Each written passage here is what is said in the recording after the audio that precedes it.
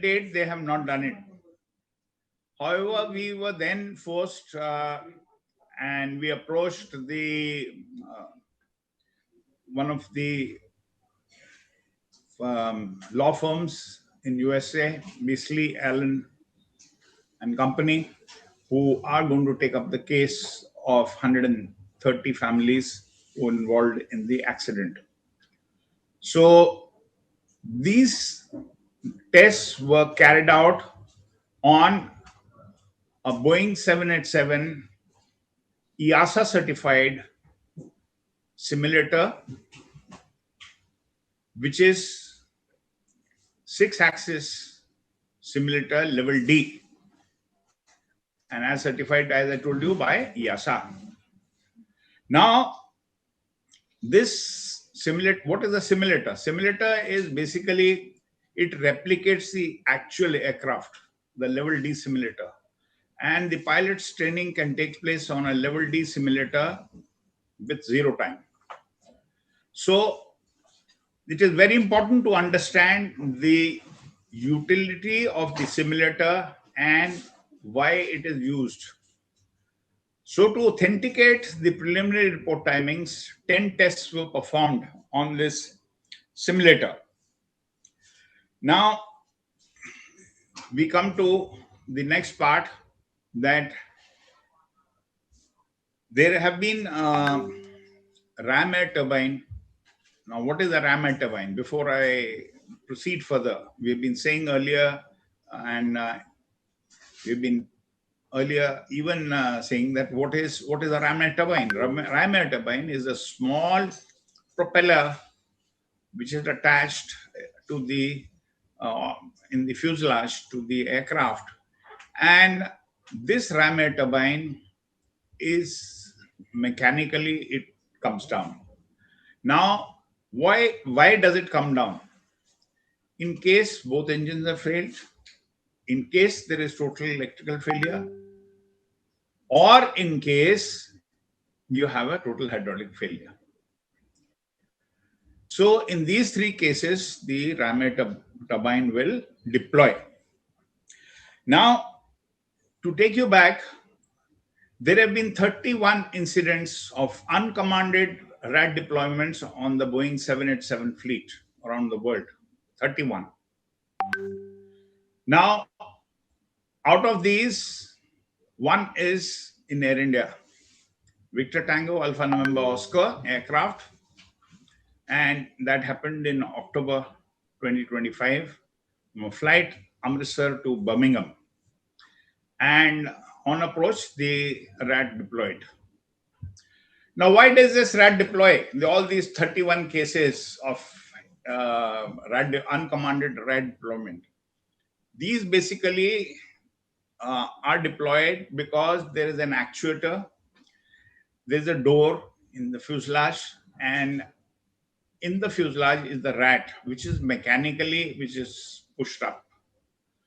So there is a shuttle valve, which is the actuator which holds it in the uplock position. So how did this happen? So whenever Boeing says you carry out a servicing on the ram air turbine by maintenance, and when it is stored back, then within 6 months, there could be an accidental deployment of the RAD in uncommanded position. So what happened that in case of Air India aircraft, this aircraft, the RAT was serviced in July 25, and in October it deployed. Poor maintenance by Air India. Okay, because you have to ensure that proper maintenance action is taken. Also, 19 aircraft, Boeing 787s of Air India, they have unmodified shuttle valve, because a modification was carried out to ensure by the Boeing that the shuttle valves are modified so that there is no uncommanded movement. So all Air India aircraft unmodified. Now we come to the next part, that this, as I told you, this simulator was carried out and 10 tests were performed. Now, what do they indicate? Now, in my letter, which has been shared with you on the media, and many media agencies have reported on my report, which is supported by all the test reports. And I have also shared the frames of the photograph of the aircraft taking off from Ahmedabad, and which shows towards the later stages of the uh, takeoff, there is some protrusion in the belly of the aircraft. It's very clearly visible. So now if you see the preliminary report, in the preliminary report, it says very categorically that the aircraft weight was 213401 kgs of all up weight. The same was replicated on the simulator session. Fuel was 54,200. Temperature was 31 degrees at Ahmedabad. The QNH was 1001 and winds were 2406 knots. And the runway news was 23. Full length of the runway was used after backtracking. And speeds calculated were V1 153, V2 155, and rotation speed at 162. As per the preliminary report, the aircraft started rolling at 080737, achieved a V1 speed at 080833. Rotation speed was 0808. V2 speed was rotation speed was 080835. And then the report says it moved to air mode at 0839. Now, there are two modes in the aircraft depending on the shock absorber there is a micro switch. So when it is compressed, the shock absorber is compressed, the aircraft remains in ground mode. So many things happen when you're in ground mode. You cannot on the ground mode you can't take the landing gear up. Then the ground idle is a lower RPM as compared to flight idle, which is higher. And there are many more things which happen, which are of technical nature, not required over here. So the report says not rotation, but it says it moved to air mode at 0839, which we presume that when the landing gear extends, micro switch activates. So this they have captured from the EAFR. Then they said the aircraft reached maximum speed of 180 knots at 080842. The first engine, and immediately after that, the first engine cuts off. And 1 second later, they said they've not given 42 and 43 timing. Cuts off. 43 means.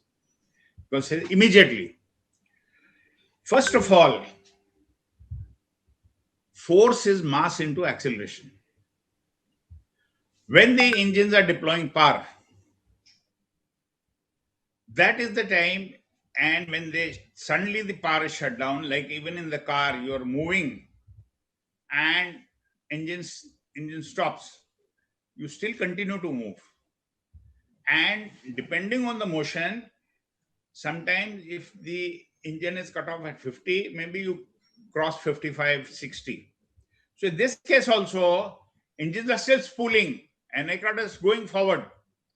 So we presume that this speed is incorrect because at 42 they said max speed. At that time engines were running. So the speed could have been 190 or 195 knots at that stage. First point. The next point is they said that the hydraulics kick in at 47, which means 4 seconds after the second engine was shut off. So we replicated in the simulator. These were carried out by qualified pilots and examiner on the simulator to authenticate these timings. So now the second engine we set at 43. Now they say hydraulics came up in 4 seconds. Now, in the simulator report, we found it takes 18 seconds for the uh, rat to deploy and restore hydraulic pressure. It takes 18 seconds for it to deploy and restore the hydraulic pressure. Now, there are 3 stages. Engines pull down to idle before the rat deploys. So you must understand, engines are rotating. Now for rat to deploy, the engines have to come down below the minimum flight idle. Then only rat will deploy. Because in top of descent, I close throttles. Rat does not deploy. So the engines must pull down. Now in our test reports, we found, now the second part is that the rat deploys mechanically, sorry. The third part, rat accelerates and then develops hydraulic pressure. Now, as per technical details of Hamilton Sundstrand training document, which we have quoted to the AAIB, and it is approved by EASA and CASA, says it requires 6 seconds for stage 3. That means for the rat deployment. So if we take that simulator timing, which is 18 seconds. So in our report, it says took 12 seconds for the engine to spool down and 6 seconds to give the hydraulic power. That means the timings are totally wrong. Totally wrong. On top of that, we see a protrusion in the aircraft during the final stages of the takeoff. We have again questioned that. We've asked the AAIB, this is your camera picture. We have again questioned that. We've asked the AAIB, this is your camera pictures and what is it showing? So the main emphasis is now that since these are being checked, that in this simulator, we have requested the AAIB to carry out a simulator. And we have given examples like, you see, there was a flight on 15th of January 2009, US Airways 1549, which took off and had a bird hit. Both engines flamed out. Aircraft crash landed into Hudson Bay. All survived. They blamed the captain. Captain Sully was blamed, but he was alive. So he fought it. The NTSB had blamed him. Simulator was carried out. 30 to 35 times they tried that why he did not land at LaGuardia, New York. Force landed. All 30, 35 times the aircraft crashed much short of the runway. And from zero, they made him a hero. Here was a captain who was alive to fight. Here we have a captain, both the captains who have died. No one is there to protect them. So easiest scapegoat is put the blame and save the OEM. In the prelim report, a clean sheet has been given to Boeing, Honeywell, GE, and Air India. So prematurely, a report which did not carry much of substance. They carried more confusion than coming to some justification. Like they have said, one pilot has said to the other, and they created that confusion. Thank God they didn't come out with an interim report. So the point is, further, I would like to highlight, after the crash, we had also written to the AAIB board and minister that the sole survivor in the hospital, he gave a statement that he had heard a big bang on the rear of the aircraft and flickering of lights. Now, during takeoff and landing, the lights are switched off in the cabin. So, what flickering of lights is seen? That indicate to electrical problems in the aircraft. And that is what we are saying, that there has been a problem with the FEDEC and the TCMA and the electrical problem, which has actually physically the pilots have not moved the fuel control switches and the fuel supply has been cut off. So we have been time and again writing to the ministry and to the AAIB. Also, we have come to know there are 11 codes that from 070753 to 0809, 11 codes have been transmitted. And these are transmitted through the aircraft health monitoring system, which Air India and Boeing is aware. However, no one can decode except the manufacturer. So again, those are questionable.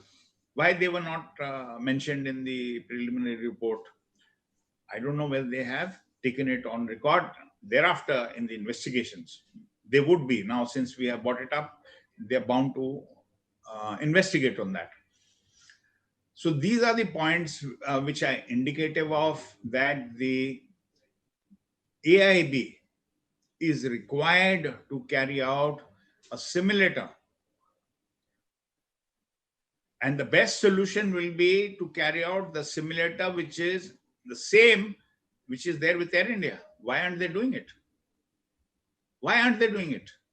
As I said, in any aircraft investigation where such data has to be authenticated, you carry out the session on a simulator so that if you carry it out, lot of data will be revealed, which is required in the investigations. The next point I would like to highlight is, which we have been saying, the AIB investigation board. They have 6 members.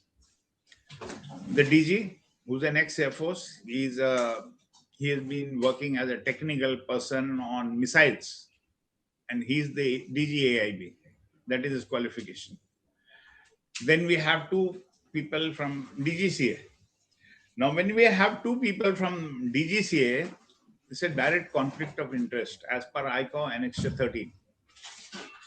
Now, we have been saying these 6 investigators in India, they are insufficient. So many accidents are taking place.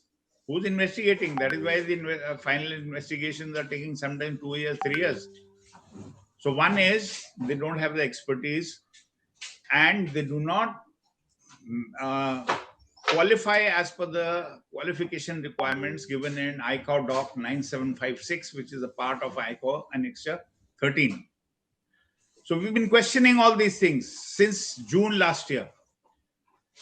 Another point is, after that, we said if you don't have, then you put subject matter experts.